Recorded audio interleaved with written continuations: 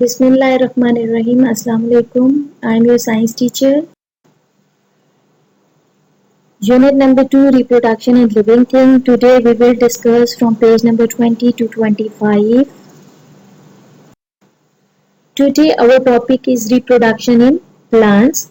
So let's start from the flowering plants. Okay, flowering plants are those plants that have flowers which produce fruits and seeds, and new plants grow from these seeds. There are thousands of different kinds of flowering plants in the world, and flowers are the most beautiful and attractive part of the plant.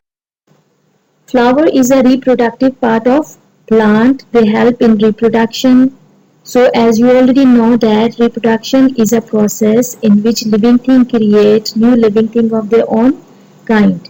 Like all other organisms, process of reproduction is also very important for the plants, because plants reproduce to ensure the survival of their species. Okay, so if process of reproduction do not occur in any living organism, so the species would not survive. Okay, so for survival of any species, process of reproduction is very important.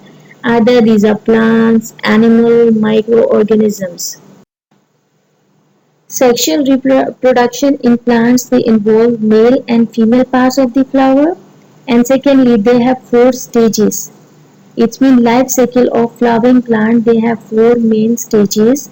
First one is pollination, second is fertilization, third is fruit and seed dispersal, and fourth one is the germination. So in this video we will discuss all these 4. Structure of flower. Most flowers have 4 main parts: sepals, petals, stamens and carpel. So let's start from the sepal. So sepal is the outermost part of the flower. They consist of small green leaves, and their function is to protect the flower before it opens. Second part of the flower, these are called as petals. These are brightly colored leaves, and insects attract towards the flower because of these colorful petals, and they help in the process of pollination. Then third main part of the flower, that is called as stamen, and stamen is a male part of a flower. It is made up of stalk, that is called as filament. At the tip of filament there is anther that contains yellow powder called pollen grain, and each pollen grain contains male cells. And second diagram that is present on your screen, that is carpel. It is also called as pistil, and that is the fourth part of the flower, that is female part of the flower, and it is present in the center of the flower. So the carpel has a sticky tip that is called as stigma.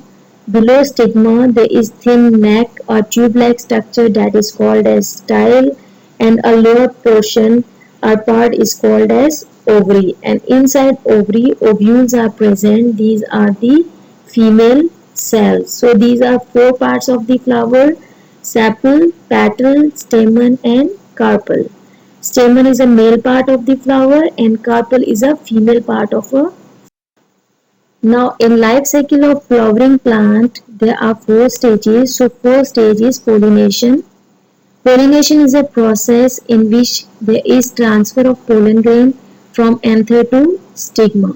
Okay, so pollination is usually carried out by insects such as bees and butterflies, sometimes wind and water. They also help in the process of pollination. So it means transfer of pollen grain from anther to the stigma of carpel, that is called as. So there are 2 types of pollination: self-pollination and cross-pollination. Okay, so let's start from the self-pollination. Pollen located on the stamen moves to the carpel of same plant, that is called as self-pollination. Means transfer of pollen grain of one flower to the stigma of carpel of same flower, that is called as self-pollination. Second type of pollination is the cross-pollination, and cross-pollination is a process or transfer of pollen from an anther of a flower of one plant to the stigma of a flower of another plant of same species. Okay, so in which bees are involved. It means when bees sit on flower, pollen grains stick with their legs, and when they visit and sit on another flower, so they transfer pollen grain from one flower to another flower. So this is called as cross pollination. Now second stage in life cycle of flowering plant is the fertilization, and fertilization is a process in which male cell fuse with female cell. Okay, so after pollination in plants the process of fertilization occur. So let's see what happened. When a pollen grain fall on the stigma, the pollen germinate to produce a long tube that is called as pollen tube.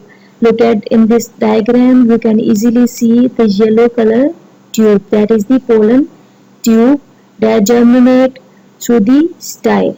The pollen tube eventually reaches the ovules and fertilize them. Pollen grain, these are the male cells, and ovules, these are the female cells. Each fertilized ovule develops into seed, and the ovary develops into fleshy outer covering that gradually becomes the fruit. Okay, so pollen grain male cells and ovule is a female cell. As a result of pollination, pollen grains stick with the stigma. So after that they form pollen tube, and pollen grain start traveling towards the ovary where ovules are present, where they fuse with the ovule. The process of fertilization occur. Okay, so after fertilization this ovule is converted into seeds and ovary is converted into fruit. Okay, when the seeds are ripe, they have to move away from the plant that made them so that they can grow into new plants. So seeds and fruits are dispersed by wind and water. Sometimes some seeds and fruits are dispersed by man and animals. So all these are the ways of dispersal. Because of that, seeds are scattered in different places and then they start growing. Okay, look at the diagram. That is a seed. So a seed is covered with outermost layer that is very hard, and the function is to protect the inner part of the seed. This outermost covering is called as testa. Okay, so second part that is present in that leaf is a baby plant that is called as the embryo. In that seed diagram you can easily see the green portion that is called as embryo. Okay, on one side of seed core there is small opening from where air and water enters the seed, and a seed also has one or two seed leaves. These are called as the cotyledons.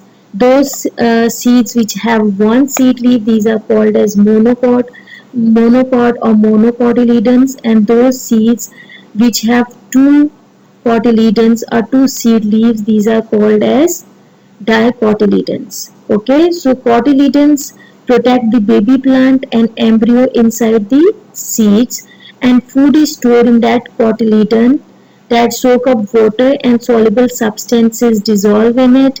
The stored food is digested and used by the growing embryo when the seed begins to germinate. Now we have fourth and last stage in life cycle of flowering plant, that is the germination. It means when a seed is sown in the ground and water, it begins to grow. This whole process is called as germination. Okay, so food stored in cotyledon soaks up water and soluble substances dissolve in it. The stored food is digested and respiration begins. The seed begins to germinate. Okay, so the process by which seed grows into seedling, it is called as germination. So for germination, seeds require some factors, some important conditions. They require oxygen, they require water, and they require optimum temperature for the germination. It means a suitable temperature for the process of germination is required. If oxygen, water and suitable temperature is available, then seeds start germinating and they produce a. Look at this diagram, that is the life cycle of flowering plants. Okay, so it starts from the flowering plant, then first pollination. After pollination we have mature seeds. Okay, look at there.